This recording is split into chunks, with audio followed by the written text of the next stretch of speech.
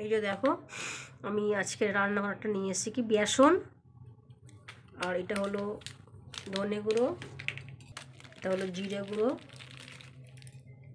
এটা হলুদ, এটা হলো লঙ্কা গুঁড়ো, নুন দিয়ে দিলাম, মিক্স করে নেবো ভালো করে। সব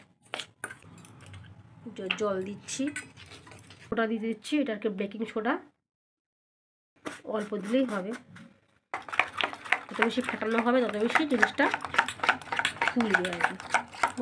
আমি কালো জিরা দিচ্ছি, এই যে এই জিনিসটা এরকম হয়েছে।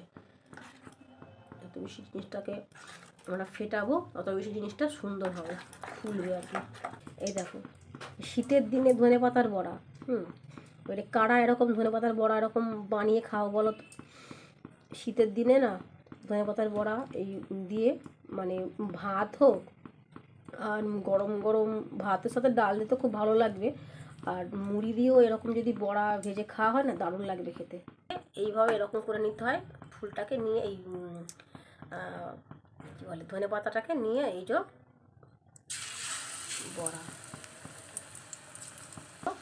আমার এই যে ধনে পাতার বড়া এইভাবে একটু বড়ো মতন বেশ হয়ে গেল, কারণ বেসনটা বেশি দিয়ে দিয়েছিলাম সেই জন্য। দেখছো তো একটা যদি মুড়ির সাথে এটা যদি খাওয়া যায় বাস পেটটা ভরে যাবে আমার। এই যে ধনে পাতার বড়া এবার হয়নি, আবার দেখো বন্ধুরা কেমন লাগছে বলো দেখতে আমার ধনে পাতার বড়া। এটা দেখতে কেমন লাগছে বলো? এটা হলো ধনে পাতার বড়া। তোমরা দেখো, তোমরা আমি যেমন করে বানিয়েছি এইভাবে তোমরা বানিয়ে একবার খেয়ে দেখো যে কেমন লাগে খেতে।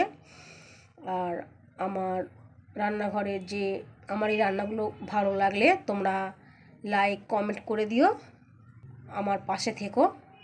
আমার চ্যানেলে যারা নতুন আছো তারা আমার চ্যানেলকে সাবস্ক্রাইব করে দিও, আমার পাশে থেকো যাতে আমি এগিয়ে যেতে পারি।